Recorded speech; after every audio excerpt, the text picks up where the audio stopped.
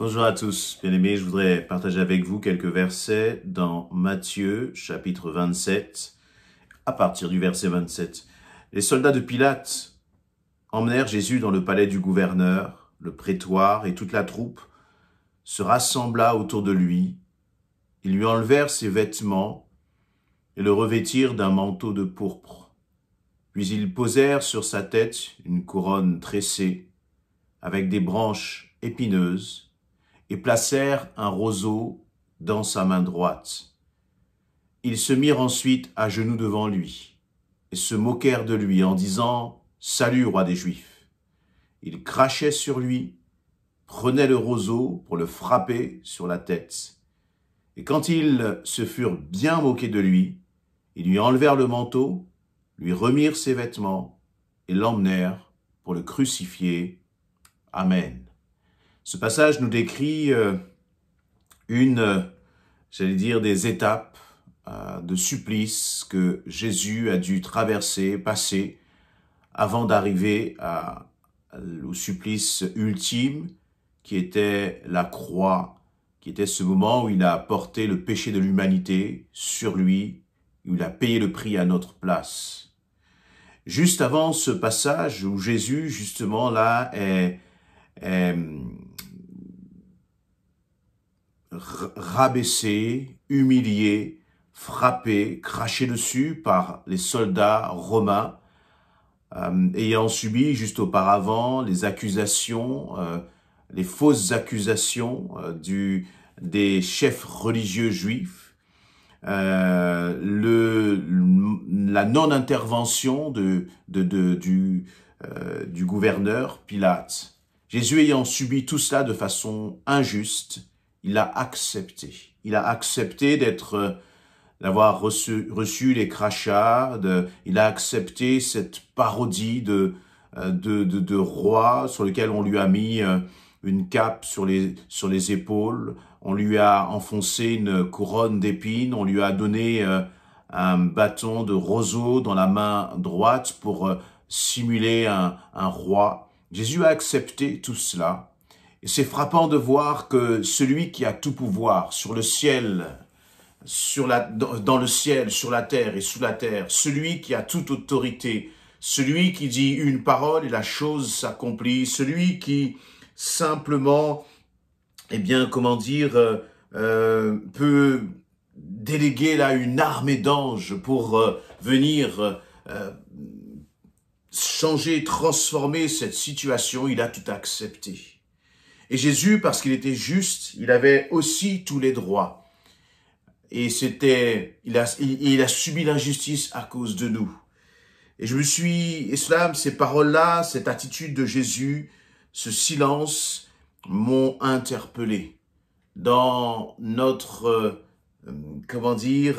mentalité, conception des choses. Nous mettons le droit presque parfois au-dessus de tout.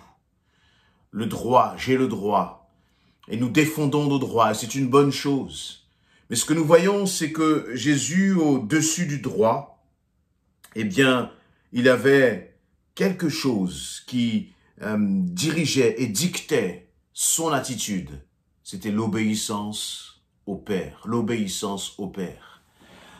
Dans Philippiens, chapitre 2, au verset 6, il nous est dit que Jésus n'a pas regardé comme une proie à arracher d'être égal à Dieu. C'est-à-dire que il n'était pas de celui qui voulait démontrer à tout prix qu'il était Dieu. Mais ce qui était important pour lui, c'était d'accomplir la volonté du Père, quel que soit le prix que cela coûte. Et qu'est-ce que cela nous apprend? Qu'est-ce que cela nous enseigne pour nous, pour nos vies personnelles? Nous qui sommes enfants de Dieu, nous qui voulons être des disciples de Jésus-Christ, c'est-à-dire des élèves qui reproduisent ce que fait leur maître. Des élèves qui calquent leur attitude, leur mentalité, leur façon de penser sur le maître. Eh bien, je crois que j'ai besoin d'apprendre, nous avons besoin d'apprendre à ce qu'il y ait quelque chose qui est plus grand que nos droits. Ce sont l'obéissance à Dieu. Nous voulons toujours réclamer, j'ai le droit, alors que nous devrions plutôt nous préoccuper de savoir, Seigneur, qu'est-ce qui t'honore? Qu'est-ce qui te glorifie? Qu'est-ce qui, Seigneur, répond à ta volonté? Quel acte d'obéissance je peux poser, Seigneur, pour t'honorer, plutôt que de toujours essayer de revendiquer nos droits, et même face à l'injustice. Alors bien sûr, je ne dis pas qu'il faut, en cas d'injustice, se laisser faire, qu'il faut accepter, mais je crois que face à une injustice, il est important de se demander, mais Seigneur, quelle est ta volonté? Vous voyez, parfois, je dis bien parfois, ce n'est pas systématique, mais il y a des situations que nous devons endurer pour que Dieu soit glorifié. Il y a des situations que nous devons endurer, ça ne dure qu'un temps au final, pour qu'au moment où le Seigneur l'aura voulu, lui pourra intervenir. Et c'est exactement ce qui s'est passé en fait à la croix. Il a fallu que Jésus endure, il a fallu que Jésus traverse cet épisode difficile de la croix, cet épisode douloureux plein de souffrance de la croix, souffrance physique, mais aussi une souffrance spirituelle, à tel point qu'il nous est dit que Jésus était angoissé lorsqu'il était à Gethsémani, mais il devait traverser cela pour que le Père soit glorifié. Et je crois que bien souvent, plutôt parfois, pour modérer mes propos, parfois, il y a des situations qu'il faut accepter de traverser pour que Dieu soit glorifié. Accepter de traverser, mais en les traversant avec foi, en traversant ces situations, en réalisant que, Seigneur, j'accepte cela parce que je sais que toi, tu agiras.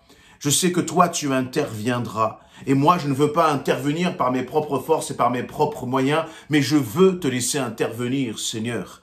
Et parce que je sais que toi, lorsque tu interviendras, ta gloire sera révélée. Et tu me relèveras. Le Seigneur te relèvera. Parfois, il faut patienter. Parfois, il faut attendre. Il faut faire confiance au Seigneur. Il faut croire que le Seigneur ne t'a pas oublié, qu'il ne t'a pas abandonné. Oui, tu as des droits. Oui, peut-être que ce que tu traverses est injuste. Et peut-être que c'est au niveau du couple, peut-être que c'est au niveau dans notre vie professionnelle, peut-être que c'est dans notre vie de famille. Mais vous savez, notre Dieu au final est toujours un Dieu de justice. C'est un Dieu de droit.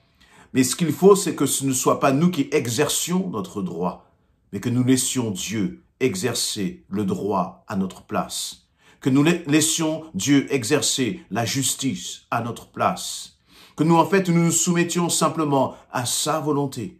En disant, Seigneur, et je crois que ces paroles, bien sûr, ne sont pas évidentes, mais que nous disions, Seigneur, je ne veux pas me faire justice moi-même, je veux juste te laisser agir. Je te fais pleinement confiance. Et dans, encore une fois, cet événement de la croix, dans ce passage, dans cette expérience de la croix, c'est exactement ce qui s'est passé. Jésus n'est pas intervenu parce qu'il savait que cette situation était entre les mains du Père, que c'était pour la gloire du Père. Il savait qu'il sortirait plus que vainqueur. Jésus savait que la pierre du tombeau serait roulée et qu'il serait ressuscité. Et toi aussi, je crois que tu peux placer ta confiance dans le Seigneur dans le moment, dans la situation, dans l'épreuve difficile que tu es en train de traverser. Plus que le droit, cherchons quelle est la volonté de Dieu dans ce que nous traversons. Et soumettons-nous à sa volonté. Et c'est ainsi que nous serons plus que vainqueurs. Dans le nom de Jésus-Christ, persévère, tiens bon, le Seigneur est avec toi. Il te donnera de toute façon la force de traverser parce qu'il dit qu'il ne met pas d'épreuve au-delà de tes forces. Ton Dieu n'est pas un Dieu injuste. Il est justice. Il est la justice. C'est lui qui est justice. La justice n'est pas un concept extérieur à notre Dieu. Il est justice. Il est victoire. Et il est celui qui prendra soin de toi dans ta situation si tu apprends à lui faire confiance, même quand l'épreuve est à son paroxysme, même quand l'épreuve te paraît insurmontable, comme elle a pu être difficile pour Jésus. Nous pouvons faire confiance à notre Père, nous pouvons faire confiance au Dieu de la résurrection. Amen, amen.